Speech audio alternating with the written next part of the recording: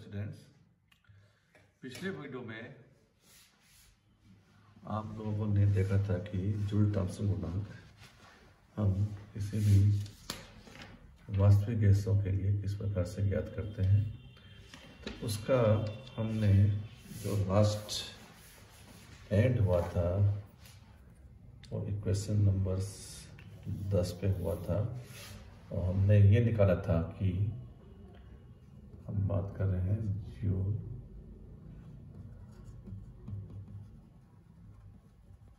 Thompson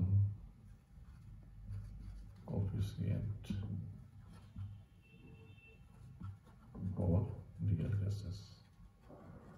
इसमें जो equation number 10 तक हमने पिछले वीडियो में किया था, तो वो जो इक्वेशन 10 हमें प्राप्त हुआ था वो था आपका म्यू ज़ेड जूल थॉम्सन गुणांक is equal to 1/Cp 2a/Rb minus b। ठीक है, ये हमारा क्या था, इक्वेशन नंबर 10 प्राप्त हुआ था with the help of equation number 7, right. तो आज हम उससे आगे बढ़ते हैं और ये जो टॉपिक था आपका जूल थॉम्सन गुणांक वास्तविक गैसों के लिए, उसका कंक्लूड कर लेते हैं इसको। ठीक है, तो आगे बढ़े हम। तो उपरोक्त समीकरण को देखकर स्पष्ट है कि यहाँ पे आपके पास इस समीकरण में ए बी आर और क्या है आपके पास C P and T. Sorry, यहाँ पे हमने गलत लिख दिया है, ये आपका यहाँ पे आर टी है। तो इस समीकरण में जो है a b R C P and T, अगर ये 5 राशियों का मान रखकर हम वास्तविक गैस के लिए जूल थॉम्सन गुणांक या म्यू ज़ेड का मान ज्ञात कर सकते हैं।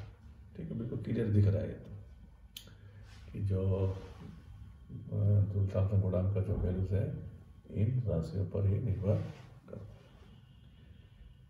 है। इन राशियों में ए बी और आर कौन कौन से, ए बी और आर हमें मालूम है क्या है, कॉन्स्टेंट्स है। इस तरह से तीनों, इसलिए म्यू ज़ेड का मान केवल ताप आधार T पर निर्भर करता है, राइट। जो वेरिएबल है यहाँ पर क्या है, T। तो समीकरण 10 से स्पष्ट है कि यदि, अब हम ये 3 कंडीशंस देखेंगे। फर्स्ट कंडीशन है हमारा, यदि 2a/RT is equal to b हो, तब क्या होगा। Second condition 2a/RT is greater than b, तब क्या होगा। And third final 2a/RT is less than b होगा तो क्या होगा। ठीक है, तो इस इक्वेशन को देख के हम कह सकते हैं अगर 2a/RT और b दोनों एक दूसरे के इक्वल हैं तो ऐसी स्थिति में क्या होगा, म्यू ज़ेड का मान क्या हो जाएगा, 0 हो जाएगा, 0 हो जाएगा। ठीक है, यह भी स्पष्ट है कि अगर 2a/RT b से बड़ा है तो म्यू ज़ेड का मान क्या होगा बेटा, पॉजिटिव होगा, धनात्मक होगा।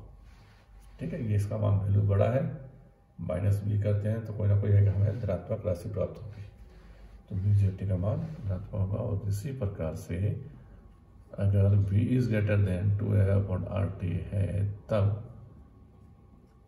जूल थॉम्सन गुणांक का जो मान है वो ऋणात्मक प्राप्त होगा। ठीक, कोई प्रॉब्लम नहीं आनी चाहिए यहां तक। वह ताप जिस पर जूल थॉम्सन गुणांक म्यूजेटी का चिन्ह बदलता है उसे व्यतिक्रम ताप कहते हैं। तो यहां बात किसी आ गई अब इन्वर्जन टेम्परेचर की। इन्वर्जन टेम्परेचर, इसको बोलते हैं हम व्यतिक्रम ताप। ठीक है, तो व्यतिक्रम ताप कौन सा क्या है? वह ताप जिस पर जूल थॉम्सन गुणांक का चिन्ह बदलता है उस ताप को हम व्यतिक्रम ताप कहते हैं। और व्यतिक्रम ताप को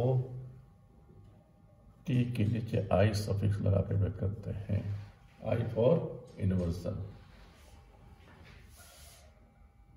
अर्थात व्यतिक्रम ताप या टी आई पर जूल थॉम्सन गुणांक का मान 0 होता है।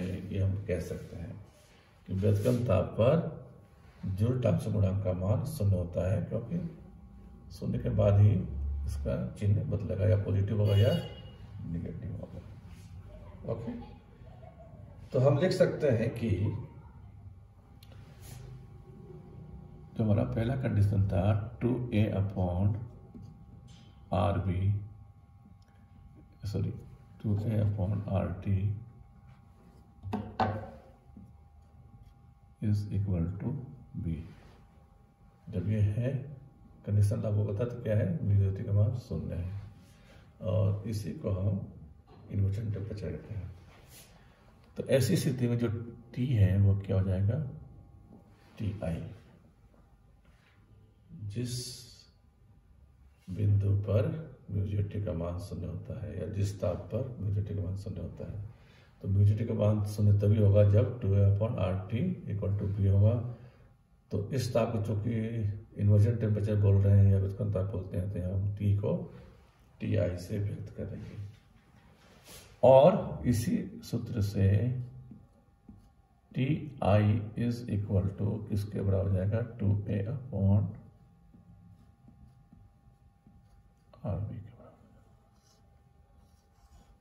ठीक है, व्यतिक्रम ताप is equal to 2a upon R B. स्पष्ट है कि किसी गैस का व्यतिक्रम ताप उस गैस के वांडर वाल नियतांक पर निर्भर करता है। बिल्कुल हमें दिख रहा है कि टी आई का जो वैल्यू है किस पर डिपेंड कर रहा है, गैस नियतांक, वांडर वाल नियतांक ए बी और गैस नियतांक आर। स्टूडेंट्स, आपको ध्यान होगा कि व्यतिक्रम ताप नहीं, इससे पहले आपने वाइल ताप के बारे में सुना होगा गैस वाले चैप्टर में, आइडियल गैस के चैप्टर में। आपको यहाँ पे थोड़ा मैं रिमाइंड करना चाहता हूँ कि वाइल ताप क्या होता है, फिर बताऊंगा कि व्यतिक्रम ताप और वाइल ताप में क्या संबंध होता है। वह न्यूनतम ताप जिससे अधिक ताप पर दाब के निश्चित परिसर में पीवी गुणनफल का मान बढ़ता है। ठीक है, पीवी गुणनफल, दाब आयतन गुणनफल का मान बढ़ता है। समझ लीजिए, वह न्यूनतम ताप जिससे अधिक ताप पर, मतलब उस ताप से अधिक ताप पर दाब के एक निश्चित परिसर में पीवी गुणनफल का मान राइज करता है, वाइल ताप कहलाता है। ठीक है, वाइल ताप और व्यतिक्रम ताप, इसमें क्या संबंध होता है? जैसे वाइल ताप है, वाइल के नियम पढ़ा होगा आपने, वही नाम है वाइल ताप। इसको हम टी सफिक्स में बी से व्यक्त करते हैं। कैपिटल बी ले लो या स्मॉल बी ले लो। वाइल बी किससे है? वाइल से संबंधित है। ठीक है, और टीबी का जो मान होता है वो होता है ए अपॉन आर बी।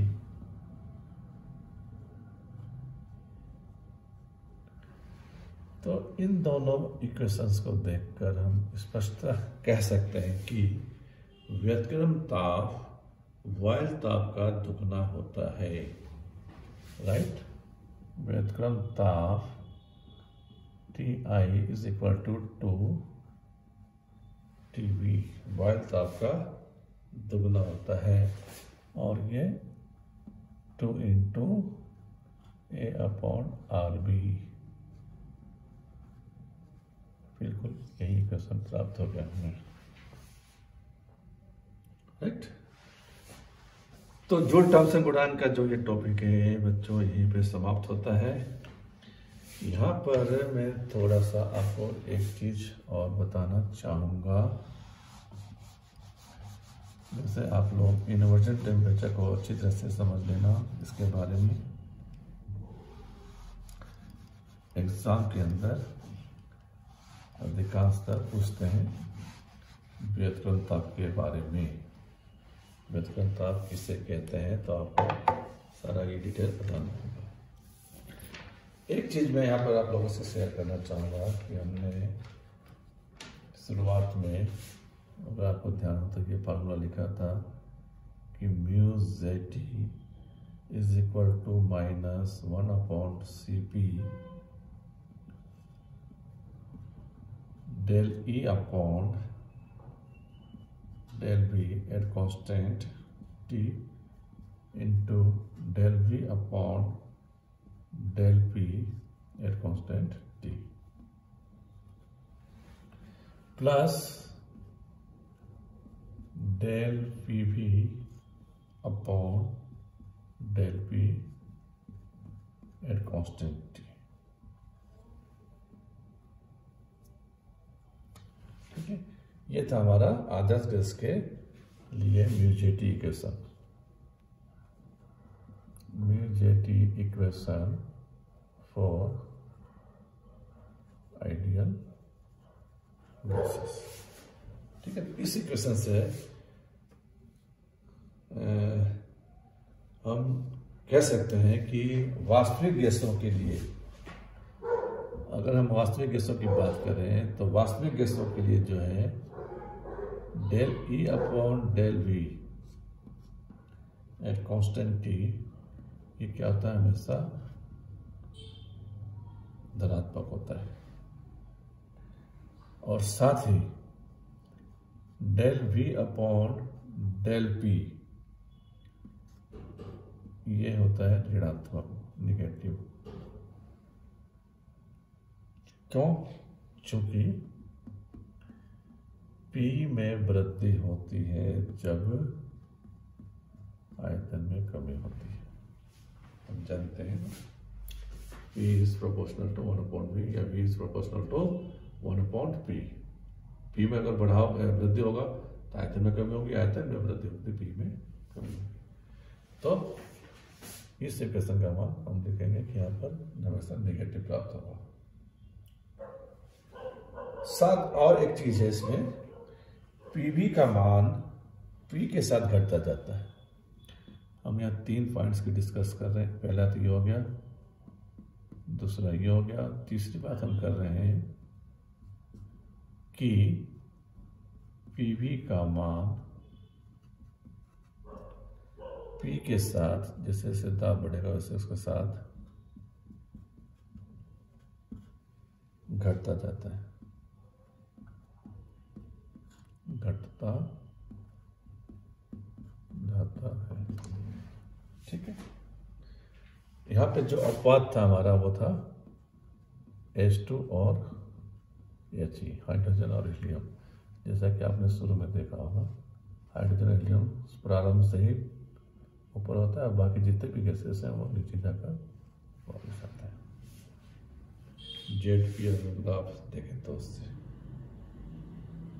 ठीक है। तो सभी रियल गैसेस, ये हाइड्रोजन और हीलियम के अलावा जितने भी रियल गैसेस हैं, वास्तविक गैसेस हैं, उसके लिए यह स्टेटमेंट मान्य है। PV का मान P के साथ घटता जाता है और साथ ही del E upon del V हमेशा धनात्मक होता है, del V upon del P हमेशा ऋणात्मक होता है। तो इन तीनों पॉइंट को ध्यान में रखकर हम यह कह सकते हैं कि इस बड़े ब्रैकेट के अंदर के जितने भी व्यंजक हैं उनका मान हमेशा नेगेटिव होगा, ऋणात्मक होगा। ठीक है, कैसे देखें, ये पॉजिटिव है, ये नेगेटिव है, और इसका मान भी हमेशा घटता रहा है, मतलब नेगेटिव है। Positive into negative, negative, negative plus negative, negative. तो इस बड़े ब्रैकेट के अंदर जो वैल्यूज है, इसका जो अगर हम वैल्यूज रखते हैं तो उसका मान हमेशा ही ऋणात्मक होगा, तथा सीपी का मान हमेशा धनात्मक होता है। सीपी ऑलवेज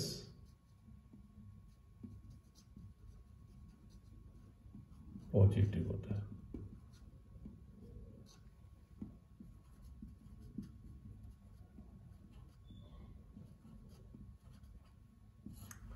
सीपी का मान हमेशा धनात्मक होता है।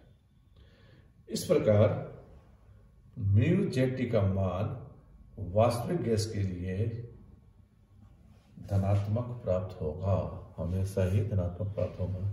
ब्रैकेट के अंदर माइनस है और यहाँ बाहर माइनस है, तो माइनस इंटू माइनस हमेशा पॉजिटिव।